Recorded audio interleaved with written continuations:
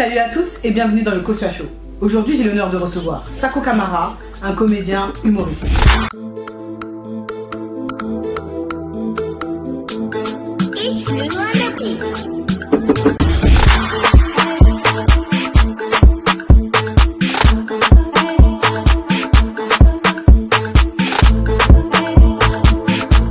Comment ça va, Sako? Ça va super et toi? Merci d'avoir répondu présent. C'est un plaisir, je suis content. C'est il y a longtemps, hein? Il y a longtemps. Il y a longtemps. On s'est cherché. Ah, C'est bon, je suis là. C'est bon. On est là. Voilà. Merci, franchement, merci beaucoup. Il n'y a pas de problème. Comment ça va? Ça va super et toi? Ça va. Un peu froid, mais bon, on gère. T'as vu? Ouais, il fait froid un peu. Ça va, ça va. Est-ce que tu peux nous raconter un peu ton parcours? Mon parcours. Ouais, quelle question vague, mais on peut. Mais en fait, quand j'ai dit ton parcours, c'est plutôt ton parcours professionnel. Professionnel, Voilà. ok. Ton D'accord. parcours artistique. C'est Ok. ça qui m'intéresse. Ok. Ouais, je sais que tu as ta petite vie. Oui, mon privé, Voilà. je me cache, Voilà. un peu réservé. Ouais, un peu réservé, voilà. Voilà, donc, On va pas parler de ça. Ouais. Non, mais tranquille, on peut, tu vois. Mais si je vois que la question est un peu. Je descends. Ah, il n'y a pas de souci. You got it. Il n'y a pas de souci. Alright, no problem. En fait, tu veux, bon, mon parcours professionnel, pardon, il a débuté depuis que je suis né. Ok. Je m'en suis rendu compte il n'y a pas si longtemps que ça. En fait, tu veux, faire rire les gens, c'est mon délire. Tu vois, Ok. c'est mon truc. Depuis que je suis né, je fais que ça.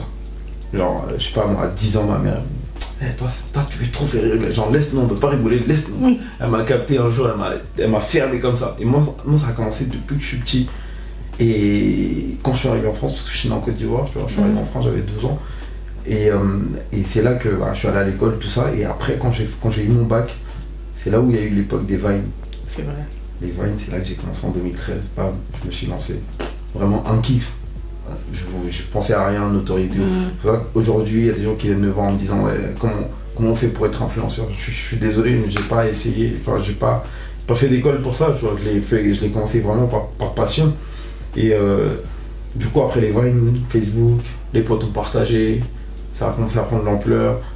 Après, il fallait que je concrétise. Parce que pour moi, c'était un tremplin. Moi, je voulais faire du théâtre. Je voulais vraiment apprendre. Toi, tu voulais vraiment te perfectionner en tant que comédien. Ouais. C'est ça. Ouais, mais je savais pas comment. Et tu sais, nous, on est là. Enfin, c'est un peu dur même pour les parents de joindre les deux bouts. Tu vas pas aller voir ta mère et en lui disant je veux des cours de théâtre, c'est 10 000 € l'année. C'est chaud. Ça, c'est vraiment, vrai. Je savais pas comment commencer. Et du coup, j'ai commencé par mes vidéos avec mon téléphone. On a tous des téléphones aujourd'hui, on a des smartphones. Donc, j'ai commencé avec ça et après, je suis monté sur scène.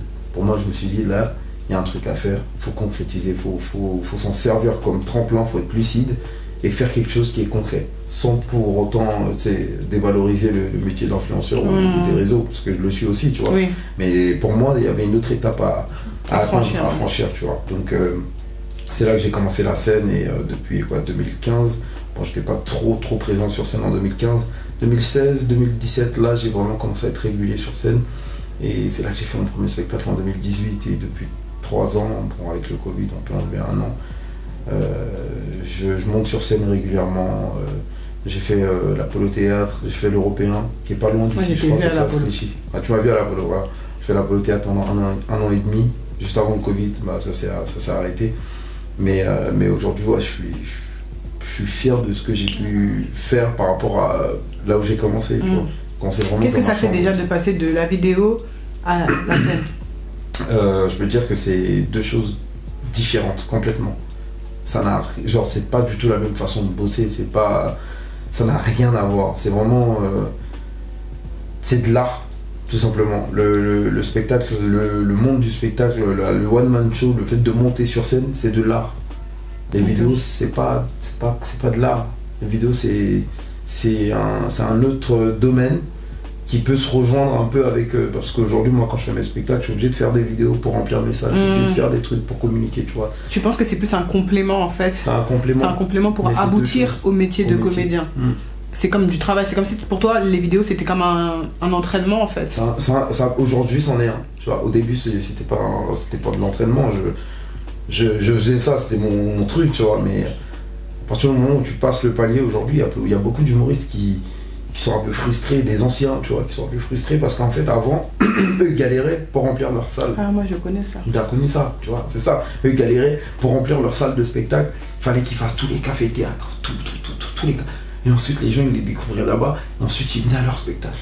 Et aujourd'hui, avec les réseaux, tu peux faire déplacer les gens. Les gens, des fois, ils disent, ouais, non, les réseaux, c'est virtuel, tu peux pas. Non, c'est faux. Toi, tu as réussi à concrétiser ça, dire moi, j'ai tu as mené une réelle communauté à venir au théâtre. À venir au théâtre. C'est fort. C'est fort. C'est fort, surtout que moi, quand j'ai commencé sur les réseaux, enfin, généralement, mon public, il est noir, il est comme moi, tu vois. Il a l'image de mon humour, tu vois, de ma personnalité, tout ça. Même j'ai commencé les vidéos, tout ça, avec un humour un peu communautaire. Et plus j'avançais, plus je voyais que Sako, c'est pas bon. Parce que tu vas te fermer. Je vais me fermer.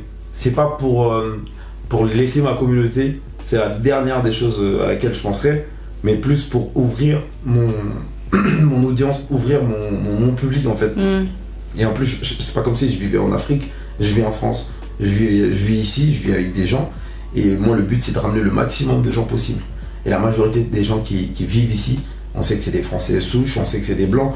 Donc, sans pour autant délaisser ma communauté, j'ouvre mon public et j'essaie de toucher tout le monde. C'est pour ça que quand tu viens me voir en spectacle, mon humour est basé sur tout. Je parle de ma vie, mais en même temps, c'est des trucs qu'on vit ici aussi. Je parle de mon travail, je parle de ma quotidien. Mon quotidien. Et c'est des choses que j'ai vécues ici. Ça fait 14 ans que je suis ici, j'ai plus vécu ici qu'au bled, tu vois. Donc, il y en a qui ont un peu de mal à comprendre, tu vois, des fois les gens ils me disent « Oh Sako, je te vois, tu fais plus l'accent sur internet et tout ». Je dis « Ah frère, toi t'es au bled, tu vas pas venir à mon spectacle, je suis obligé d'aller chercher ailleurs ». Tu vois ce que je veux dire? C'est un peu compréhensif, comprenez les choses. Je peux pas rester là à faire des choses, ok j'aime ça et je reste borné, non. Il s'agit pas que de ça, il s'agit aussi de créer ta personne, ta personnalité, ton empire, mais avec beaucoup de réflexion autour même du travail, tu vois. Et ça faisait partie de mon processus même du changement. Et je suis encore dans ce processus-là parce que c'est pas évident, tu vois. C'est pas évident.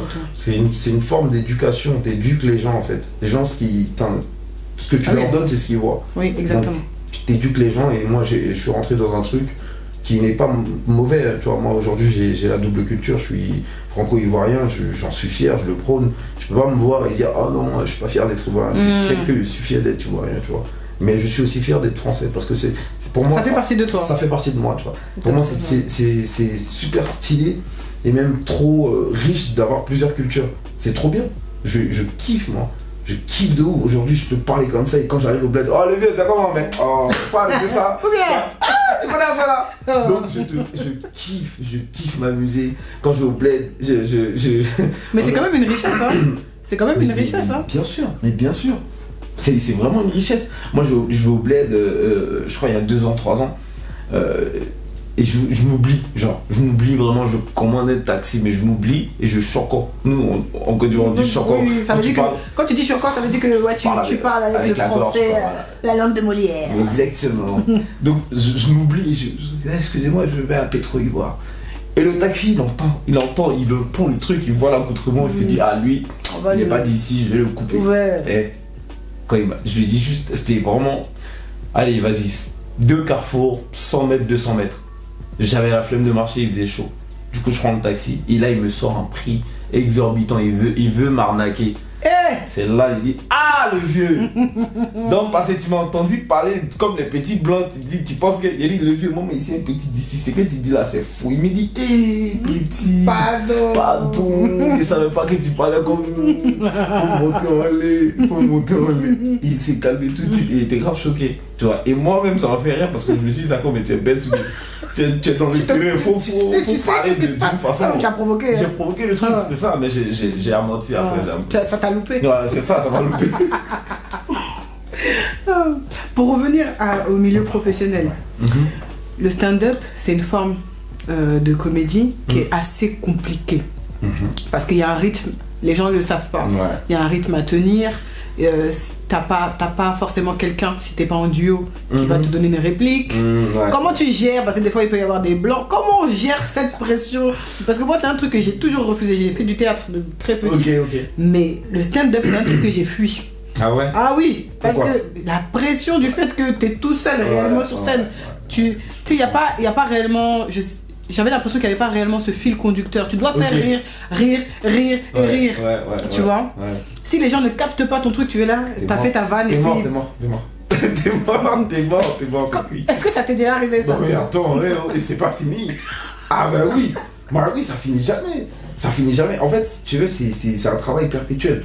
Moi, quand on m'a dit, tu vas faire un spectacle d'1 heure, déjà au début, je jouais 5 minutes. Je écrivais des petits sketchs 5 minutes, 10 minutes. Allez, maintenant on me dit, tu vas parler pendant 1 heure, faut que tu fasses rire les gens pendant 1 heure. Je dis, mais tu parles de quoi là? Je fais comment? Une heure. C'est chaud. C'est chaud. 60 minutes. 60 minutes. Et des milliers de secondes. C'est un truc de ouf. Donc moi, je me dis, non, c'est pas possible. Et là, tu commences à travailler. Tu commences à écrire. Tu t'abordes des thèmes. Tu regardes ta vie. Qu'est-ce que j'ai fait? Qu'est-ce qui est intéressant? Qu'est-ce que j'ai envie de dire? Et ensuite, tu rajoutes l'humour.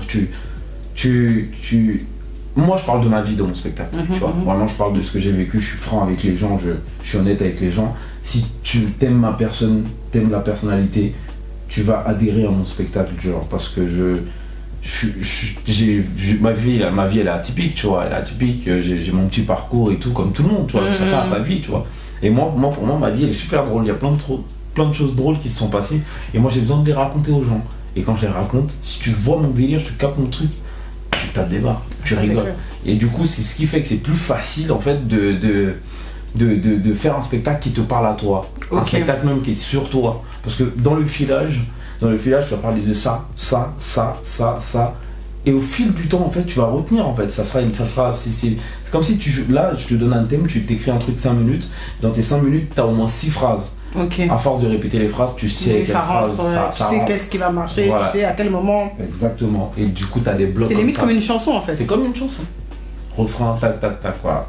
Et est-ce que tu te vois faire des pièces de théâtre vraiment très jouées, un peu des Molières, des choses comme ça? Est-ce que tu te vois faire ça? Même limite reprendre un concept, tu fais Molière à Yamoussoukro. C'est possible. Bon, je n'irai pas jusqu'à Yamoussoukro dans la basilique, mais ouais, non, ouais. Ça reste, moi, tant que ça reste dans ma lignée, tu vois, dans ce que je veux faire, dans mes projets futurs, tant que ça reste dans mon optique, je le fais. Je le fais et je sais que le théâtre contemporain ou autre, le théâtre classique, tout ça, ça m'intéresse. Ça te permet de perfectionner ta diction. Moi, je suis noblette, je suis arrivé, j'avais 12 ans, je parlais pas comme ça. C'est pour ça que les gens, des fois, ils me disent « Oh, tu fais l'accent et tout ». Je dis « Non, c'est là que je suis en train de faire l'accent ». Parce que quand il signait, il parlait déjà comme ça. Voilà. J'ai changé, j'ai dû m'adapter.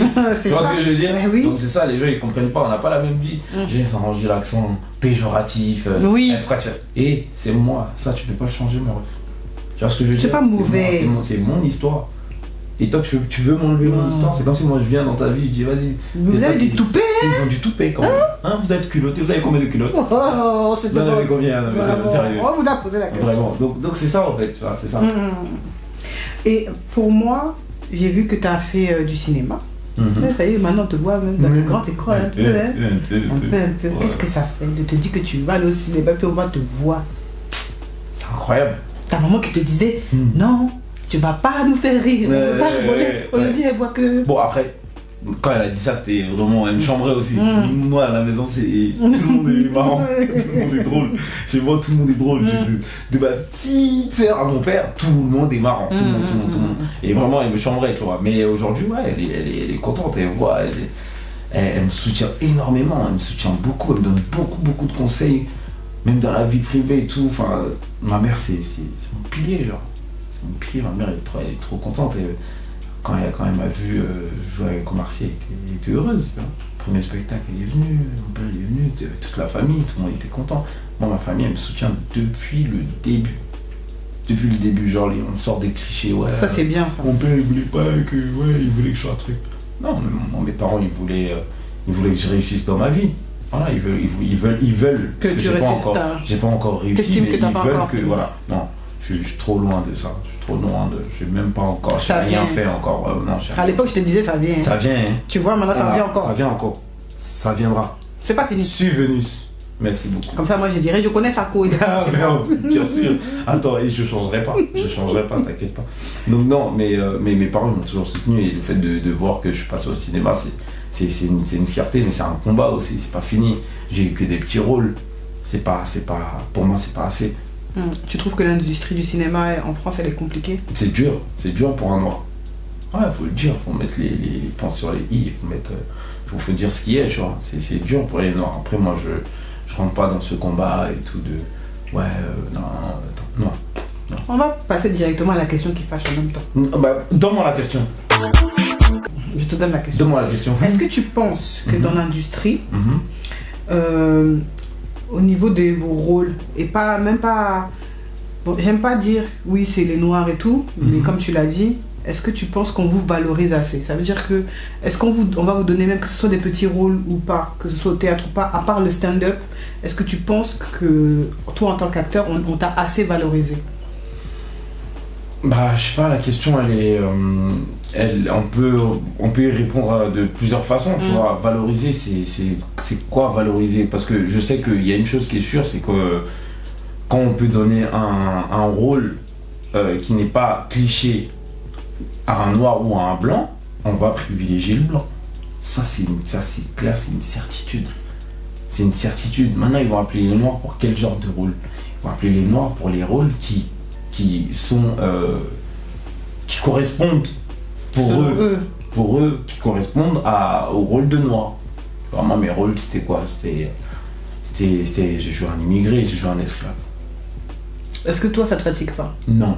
Tu sais pourquoi? Parce qu'il y a beaucoup de plaintes en ce moment par rapport à ça. C'est pour ça que je voulais t'en parler. Ouais. Mais tu sais pourquoi moi, c'est pas que ça me dérange, ça me dérange pas. Mais je vais plus loin que ça. Je suis venu dans un monde où il y a des choses qui se passent. Il y a déjà des choses qui sont installées.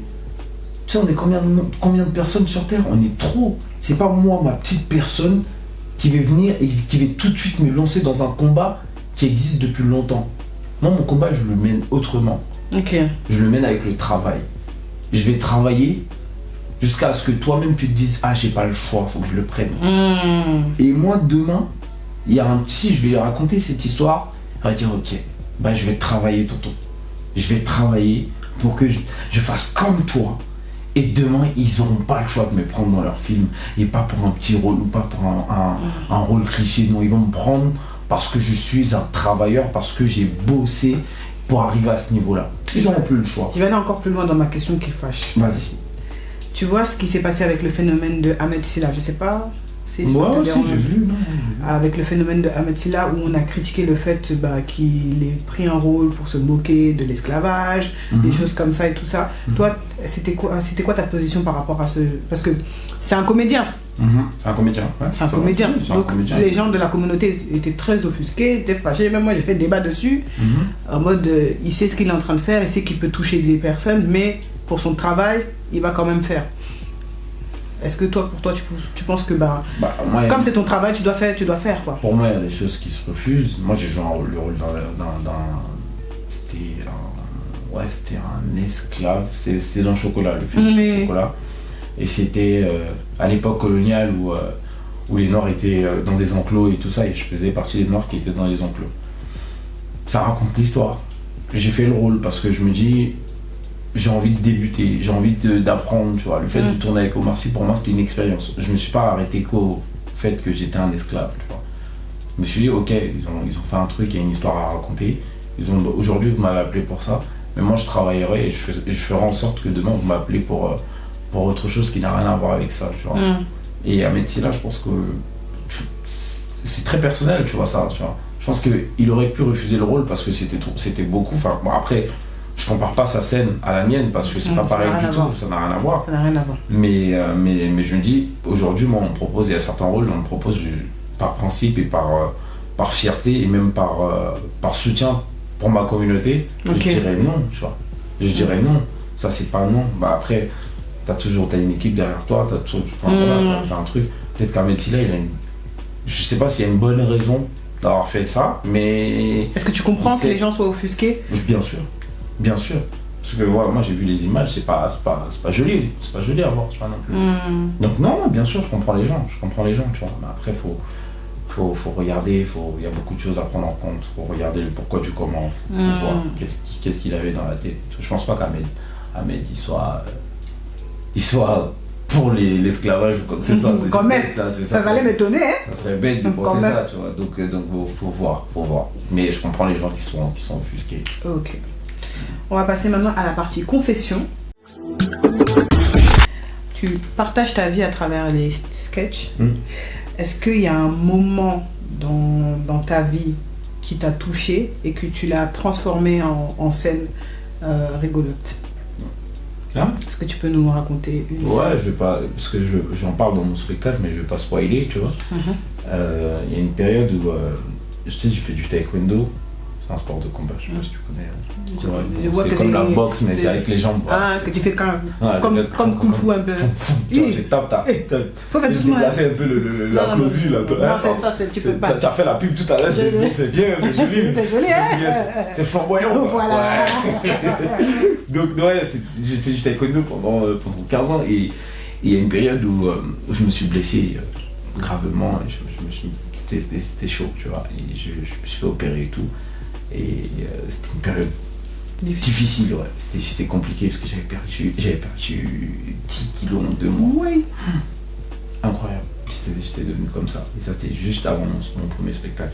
Donc, si tu regardes les images de mon premier spectacle, tu vas dire, mais le gars là, il mangeait pas ou quoi? Ouais, j'étais super. T'étais déprimé aussi? Ouais. Une période très difficile. Très difficile. Très difficile. J'ai pas envie de spoiler. Vous voulez savoir et tout. Vous allez dans son spectacle. Voilà, comme vous ça, allez comprendre. il y a tous les détails. Il y a taekwondo, kung fu. Voilà, il y a tout ça. Voilà. Donc si je le dis pas, c'est pas que ça me dérange vu que je le dis dans mon spectacle, mais c'est juste pour l'exclusivité, quoi. C'est juste ça. On comprend. Mais sinon, ouais, c'était une période très difficile et j'ai appris beaucoup de choses. Même à travers ma mère qui m'a conseillé, qui m'a beaucoup conseillé, qui m'a fait comprendre que les épreuves, faut les voir, faut comprendre, tu vois. Quand tu vis une épreuve, faut que tu saches que c'est une épreuve. Ok. Et derrière une épreuve, faut que tu saches que il y a toujours le beau temps qui va arriver, tu vois. Après une épreuve, c'est toujours, c'est beau, c'est toujours beau. Ok. Et la vie, c'est comme ça monte, ça descend. Ça va, ça vient aussi. Ça va, ça vient. Et ça finira jamais les épreuves. Même le jour de ta mort, t'auras une épreuve. Jusqu'à là-bas. Ah, mais c'est comme ça. Oh. C'est la vie. Hein. On est fatigué. Mais tu crois que la vie, c'est facile? La vie, c'est la guerre. Hein. On va passer maintenant au quiz. Pour le quiz, on va commencer par la question culturelle. Yes, sir. Dans quel pays se trouve la plus grande basilique catholique? C'est une question piège. Oui, c'est une question piège. C'est chez moi. C'est chez toi? Yamoussoukro. Ah bon? Oui. D'accord. C'est faux? Ah, il a raison. Merci. Voilà, on n'a pas bien entendu. Maintenant pour la question culinaire. On parle de nourriture. Tu vois comment je suis encore? Oui, la question culinaire. Voilà. À quelle heure on mange à le cochon? À quelle heure?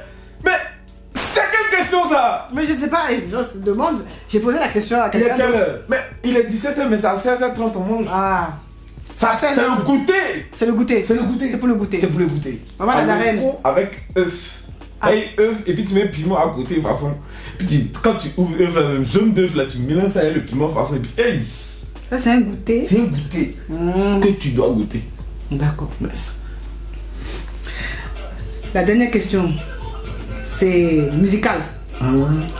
Tu me devines l'artiste et l'origine du pays de la version. Voilà.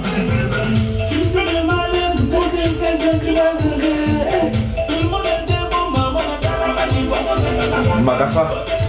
Ok. Togo. Togo, Bénin. Attends.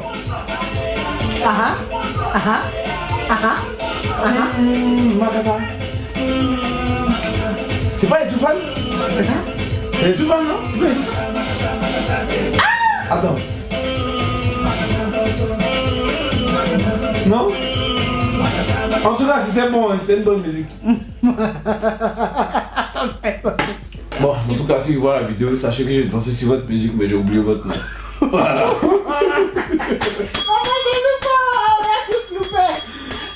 On a tous un gag là. Moi, j'ai dit tout pareil, oui, c'est ça. Alors que c'est pas ça. Je sais pas.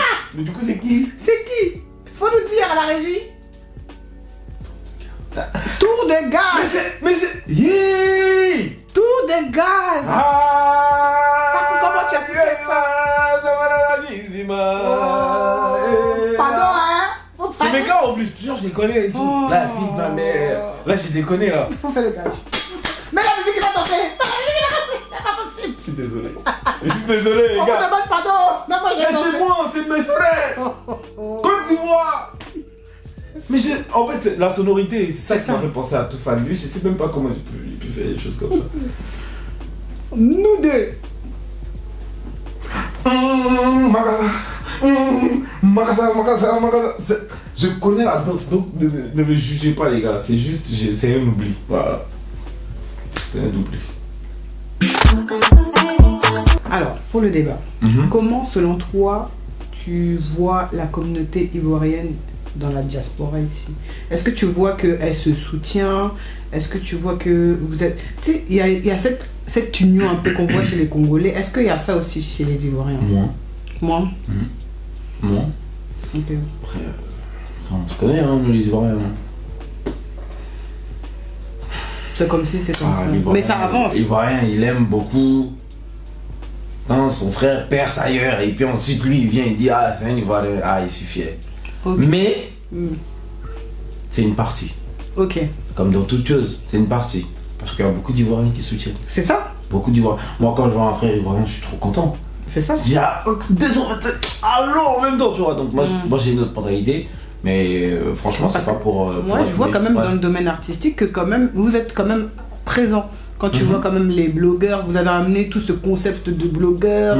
Quand tu vois les Makosso, tu vois les Apuchu, même si il y a des petites embrouilles, mais tu vois quand même que non.